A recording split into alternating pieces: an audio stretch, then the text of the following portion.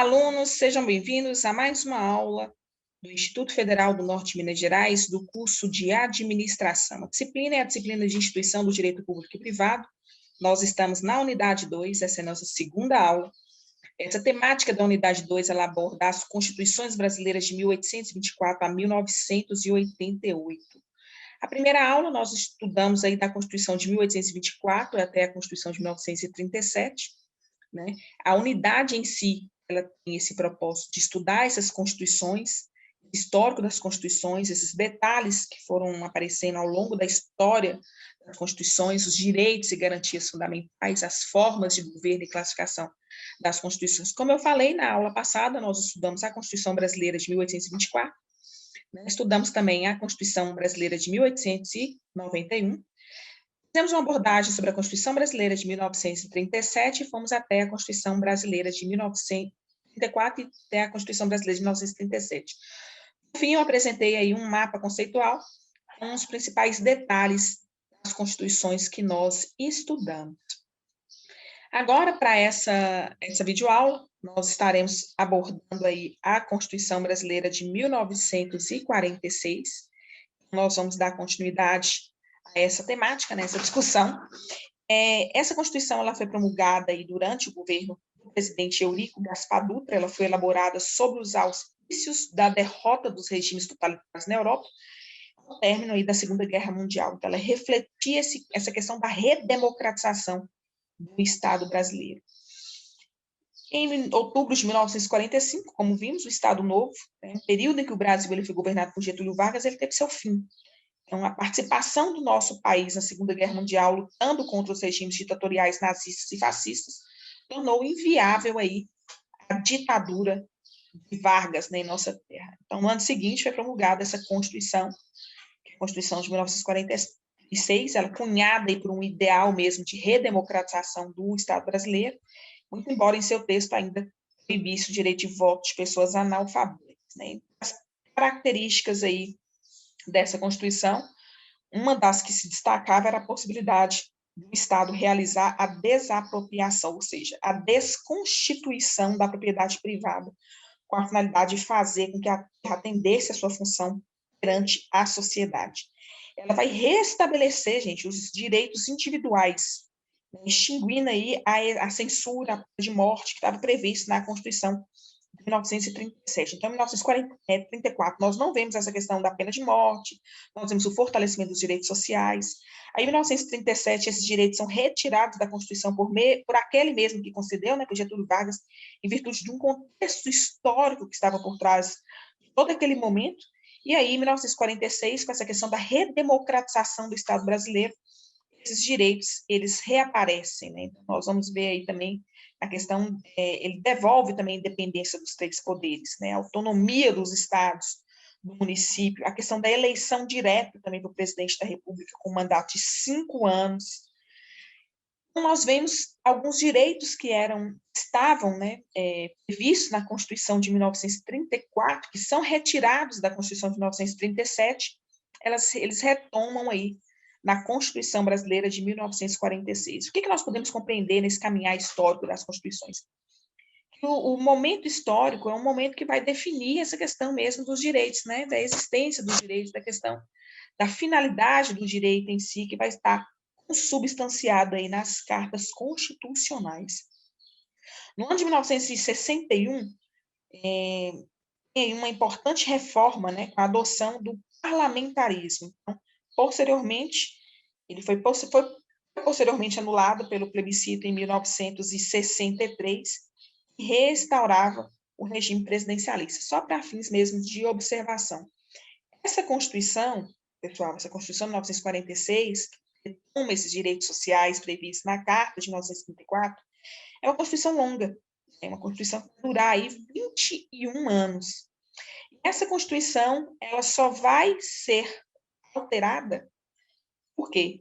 Porque vamos entrar aí num período de regime militar, de governo militar. Então, esse governo militar, ele não vai, a Constituição vigente de 1946, ela não atende mais às perspectivas do governo militar, né? Então, nós vamos ter a elaboração de uma nova Constituição.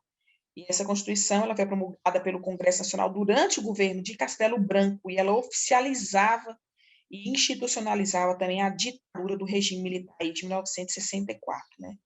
Foi uma das, foi denominada aí por muitos como uma super polaca, né? Então, nós temos aí uma polaca de 1937, que retira os direitos e tal, e aí nós temos uma super polaca em 1967, que institucionaliza a ditadura militar no nosso país, né?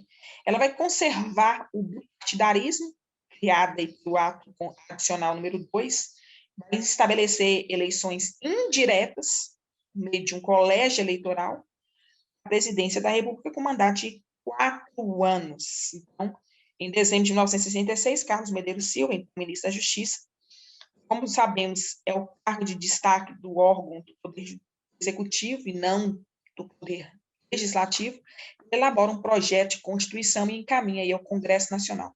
A história conta, entretanto, que os membros da oposição haviam sido afastados e, além disso, o Congresso ele foi impedido de proceder grandes alterações ao projeto de Constituição elaborado pelo Poder Executivo. Assim, é compreendido que a Constituição de 1967, na verdade, ela foi outorgada ao povo uma carta constitucional, mas sua principal característica é a colocação do Poder Executivo como um superpoder, né? Um poder superior em relação a todos os outros, né? Ou seja, ao Legislativo e ao Judiciário. Assim, as decisões do presidente da República elas eram literalmente soberanas em relação a esses poderes, o Legislativo e o Judiciário. Importante salientar também que foram incorporadas nas suas disposições transitórias os dispositivos do Ato Institucional número 5, o AI-5, né, de 1968. Ele dava permissão ao presidente para que, entre outros, ele fechasse o Congresso, cassasse mandatos, suspendesse direitos políticos, permitiu também aos governos militares total liberdade em legislar em matéria política, eleitoral, econômica e tributária. Dessa forma, o executivo ele acaba por substituir na prática o legislativo e o judiciário. Sofre também algumas reformas, né, com a emenda constitucional de 69, como eu falei com vocês, outorgada pela junta militar. Deixa eu ver aqui se eu coloquei nesse slide posterior essa questão da emenda. Mas vamos falar o seguinte, nessa época de regime militar, vigia aí, portanto, a base de toda essa estrutura política estava concentrada na chamada segurança nacional. Assim, a autonomia dos municípios ela foi reduzida, né, para que os prefeitos de alguns municípios fossem nomeados diretamente pelo governador do estado, ou seja, o controle total de tudo.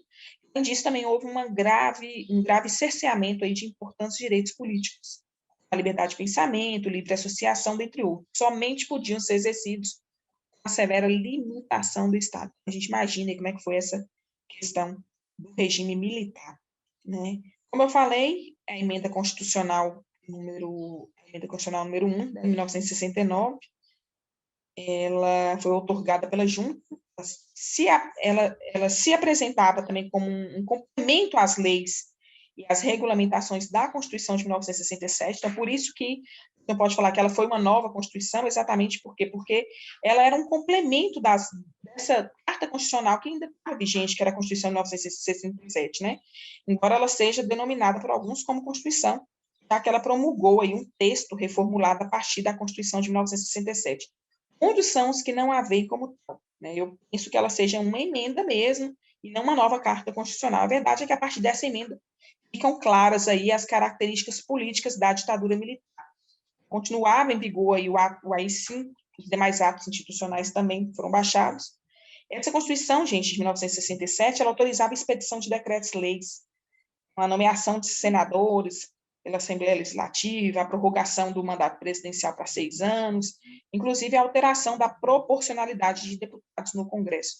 É uma Constituição que vai durar aí 21 anos. Então, em outubro de 69, com o afastamento do então presidente Costa e Silva, e apesar de haver naquela época um vice-presidente, uma junta militar assume o poder, e com isso a Constituição ela vai sofrer mudanças. Entre as mais significativas estava a emenda constitucional de 69, como eu falei, muito embora ela formalmente fosse uma emenda constitucional para alterar a Constituição.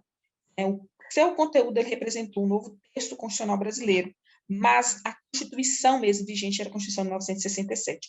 É uma alteração, é uma emenda constitucional. Foi, portanto, uma carta constitucional outorgada ao povo, suas principais características, nós podemos ressaltar que, por intermédio, foram criadas eleições indiretas para os cargos de governador de estado. O mandato do presidente da República foi aumentado para 5 anos, ou seja, é uma emenda, né? Se fosse uma nova carta constitucional, eu vou até fazer uma observação quanto a esse ponto que eu coloquei aí, ela seria uma Constituição de 1969, mas ela é uma emenda, você pesquisa, você vai achar lá. Você vai achar a emenda constitucional de 1969. Ela vai durar de 21 anos, e posteriormente nós vamos ter aí o fim do regime militar, e com esse fim do regime militar, nós vamos constatar que essa Constituição ela não atendia mais o direito, né? Um período de redemocratização. Então, saindo desse período ditatorial conturbado aí que o governo ficou, o Brasil, em 27 de outubro de 1985, ele convoca uma Assembleia Legislativa, uma Assembleia Nacional Constituinte, corrigindo, com a finalidade principal de elaboração de uma nova Constituição que realmente coadunasse com a sociedade inclinada aí à redemocratização. Então, em 5 de outubro de 1988, foi promulgada a Constituição da República Federativa do Brasil, ou seja, a 7ª brasileira e a 6ª republicana, e a que está em vigência até hoje, apesar das inúmeras emendas. Nós temos uma Constituição de 250 artigos e com algumas emendas. Suas principais características são, em primeiro lugar, a menção pormenorizada dos direitos e garantias fundamentais, que intentam aí a conceder ao ser humano o seu desenvolvimento e lhe assegurar o princípio da dignidade humana.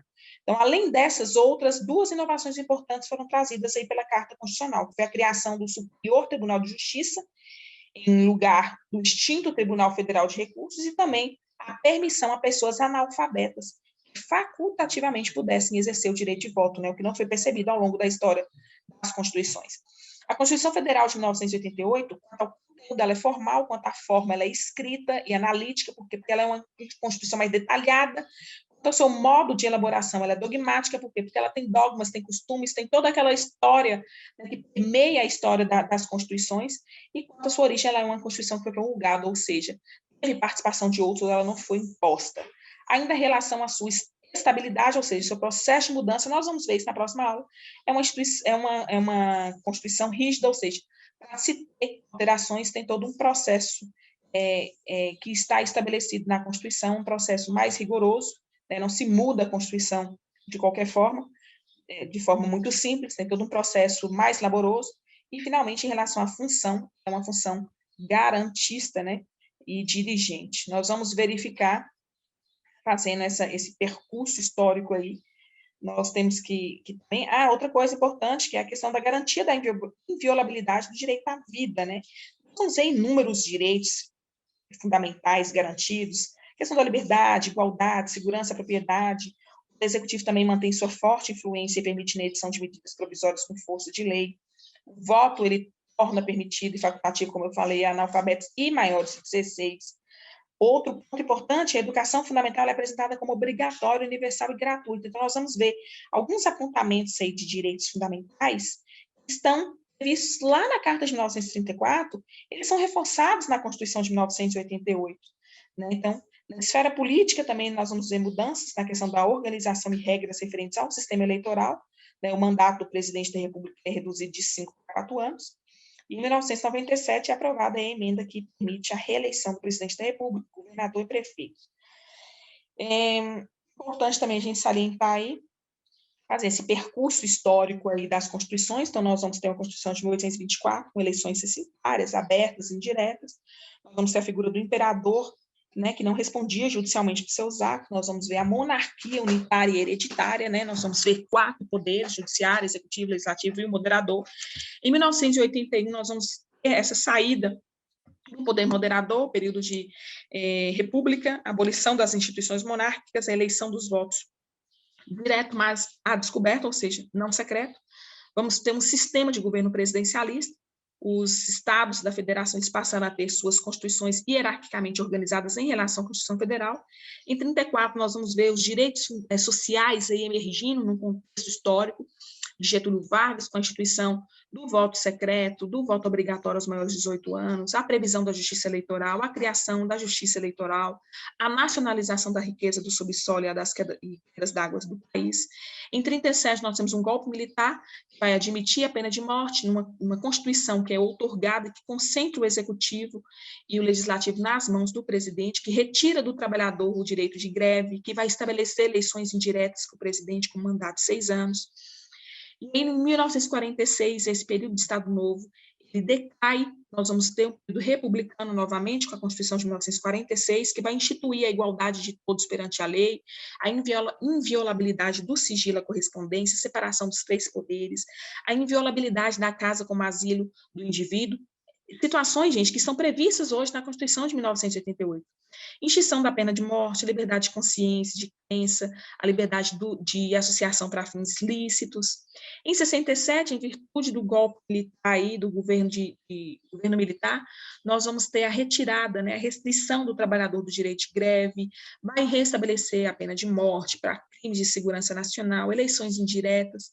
Com o fim do regime militar, nós estamos de redemocratização, ou seja, retomada, surge novamente aí com força essa questão dos direitos e garantias constitucionais, os remédios constitucionais também aparecem, o habeas corpus, mandato de segurança, habeas datas, um Estado laico e os princípios fundamentais que nós vamos estudar com mais detalhe em outro momento, tá? Então, nós vamos com foco aí nesse artigo 5º dos direitos e garantias fundamentais, fazendo e reestruturando todo o contexto histórico. Essa próxima matéria é a matéria da nossa próxima aula.